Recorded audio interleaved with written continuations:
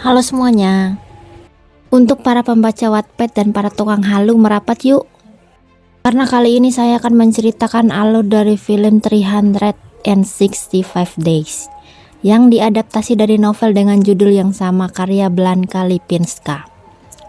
Tapi kali ini disarankan untuk usia 18 tahun ke atas ya. Jadi buat kalian yang masih di bawah umur tidak dipersilakan untuk menonton video ini. Yang mana film ini menceritakan tentang ketua mafia terkenal di Italia bernama Massimo Torelli yang jatuh cinta pada gadis cantik Polandia bernama Laura Bill. Ingin tahu kelanjutan kisah cinta mereka? Tonton videonya sampai habis ya. Oke.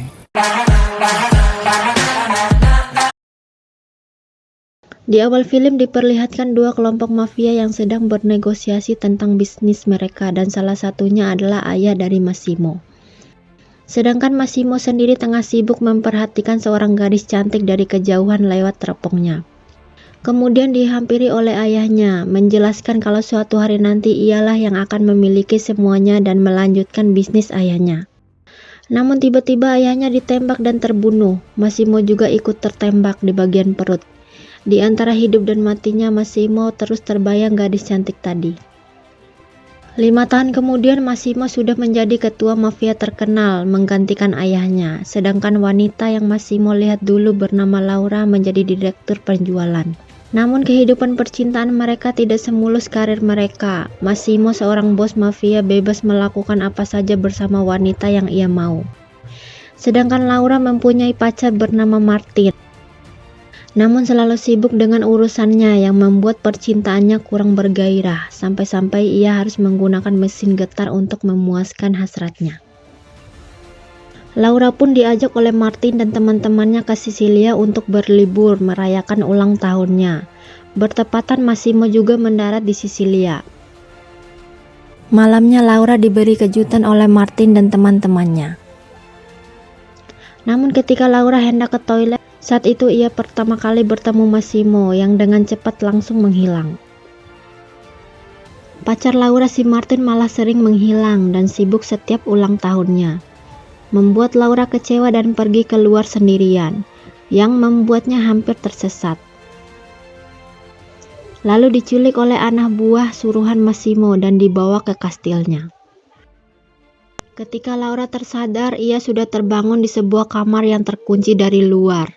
Hingga akhirnya ia bisa keluar dan melihat fotonya terpampang jelas di dinding.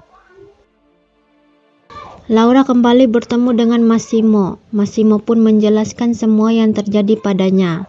Mulai dari ayahnya yang terbunuh dan bayang-bayang Laura yang tidak pernah ia lupakan. Hingga akhirnya Massimo melihat Laura di bandara. Massimo pun memberikan bukti foto perselingkuhan Martin.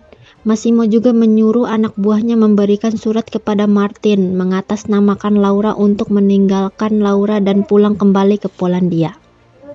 Laura nampak syok, namun tidak semudah itu percaya pada perkataan Massimo, yang membuat Massimo naik pitam karena Laura yang berusaha kabur. Dari situ Massimo sebagai lelaki sejati membuktikan kalau ia tidak akan melakukan apapun tanpa persetujuan Laura.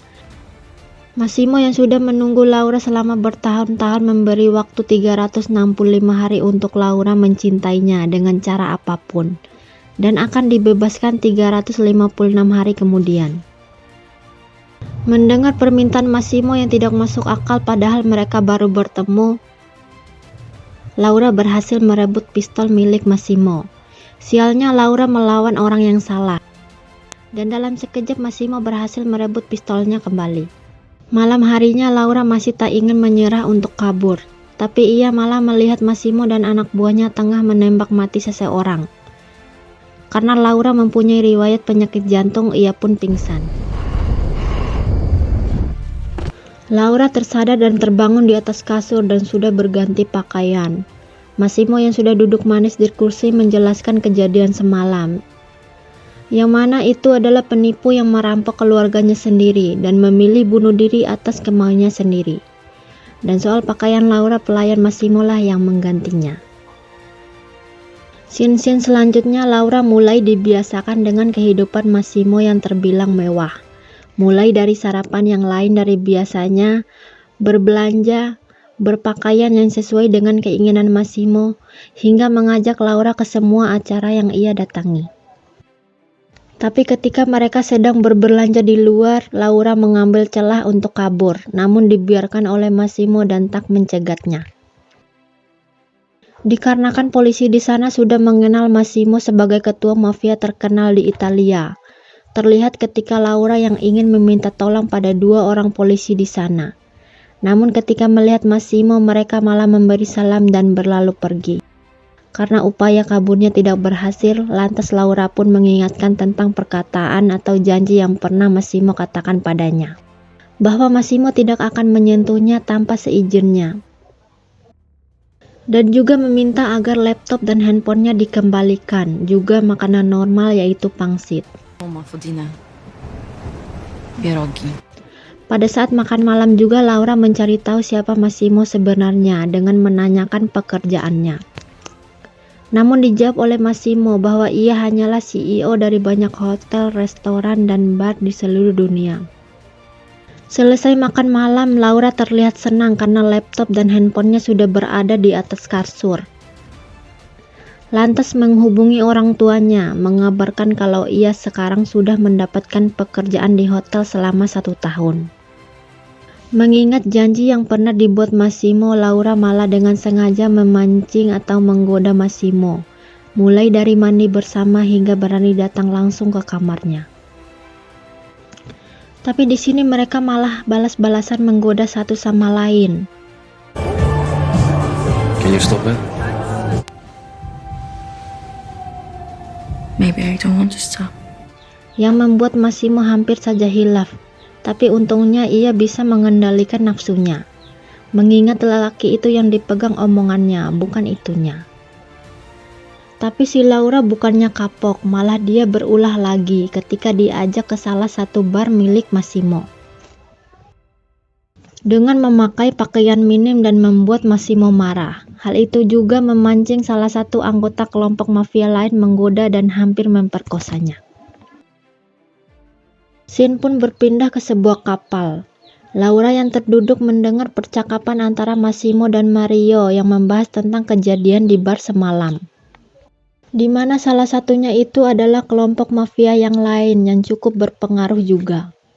Dan karena tindakan Laura mungkin akan membuat 2 kelompok itu saling berperang, Mario menyarankan agar Massimo meninggalkan Laura, yang tentu saja membuat Massimo marah. Laura yang mendengar percakapan mereka pun meminta maaf. Tapi Massimo tidak mentolerir kesalahan yang dibuat Laura, yang membuat Laura semakin disudutkan dan pergi. Terlihat Maria begitu senang melihat pertengkaran mereka berdua. Massimo yang tak ingin Laura bertindak yang aneh-aneh pergi menyusulnya. Percecokan mereka membuat Laura tak sengaja terjatuh dari kapal. Tanpa pikir panjang, Massimo langsung terjun menyelamatkan Laura. Setelah Laura tersadar, Massimo terlihat merasa bersalah atas kejadian yang menimpa Laura, mengatakan kalau ia tidak ingin kehilangan Laura. Mendengar perkataan Massimo membuat Laura tersentuh, hingga gawang ia jaga akhirnya gol juga pada hari itu. Selepas melakukan pertandingan yang panas, Massimo mengajak Laura menghadiri acara pesta dansa. Di sini Massimo memperlihatkan sisi romantisnya dengan mengajak Laura berdansa dengannya, yang sontak membuat Laura tercengang karena perubahan sifat Massimo yang begitu lembut dari biasanya. Namun di pesta ini Massimo bertemu kembali dengan mantan pacarnya Anna. Hal itu membuat Laura cemburu. Ternyata Anna masih sangat mencintai Massimo dengan mengatakan kalau ia adalah cinta pertama dan abadi untuk Massimo. Tapi Massimo dengan tegas menolak Anna karena sekarang ia sudah memiliki Laura. Hal itu membuat Anna marah, mengatakan bahwa ia akan membunuh Laura. Selepas mereka pulang dari pesta, pertandingan kembali terjadi.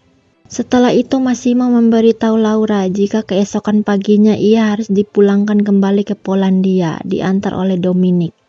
Namun Massimo akan segera menyusulnya. Keesokan paginya Dominic mengantarkan Laura sesuai dengan permintaan Massimo. Namun di pertengahan jalan Dominic ditelepon oleh seseorang. sehingga Laura harus melanjutkan perjalanannya dengan pengawal yang lain.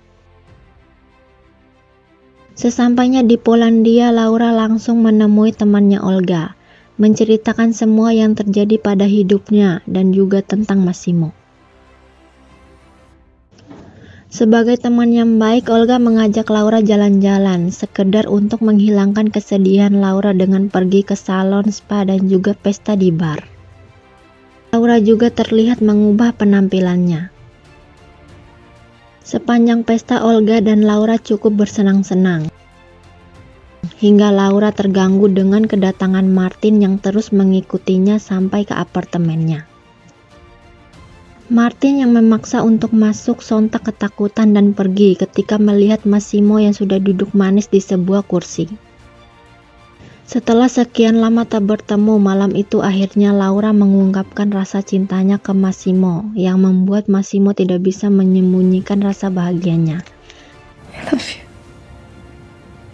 Massimo juga memberikan cincin dan juga langsung melamar Laura. Mereka menghabiskan waktu bersama, berbelanja untuk menghadiri pesta pernikahan. Di pesta pernikahan itu juga Massimo bertemu dengan orang tua Laura dan disambut dengan baik. Mereka pun kembali ke Italia untuk mempersiapkan pernikahan mereka. Laura meminta temannya Olga bisa datang dan menjadi pengiring pengantin untuknya. Keesokan harinya Laura ke bandara bersama Dominic menyambut kedatangan Olga. Setelah itu mereka pergi ke pantai. Di sana Laura mengatakan kalau dia sedang hamil, yang membuat Olga marah, namun berakhir memeluk dan menenangkan Laura. Selepas itu mereka pun pergi ke sebuah toko butik untuk mencoba gaun pengantin Laura. Di scene lain terlihat Mario dikabari seseorang melalui telepon, mengabarkan kalau ada yang ingin membunuh Laura. Lantas Mario menelpon Massimo, namun tak bisa dihubungi karena panggilan sibuk.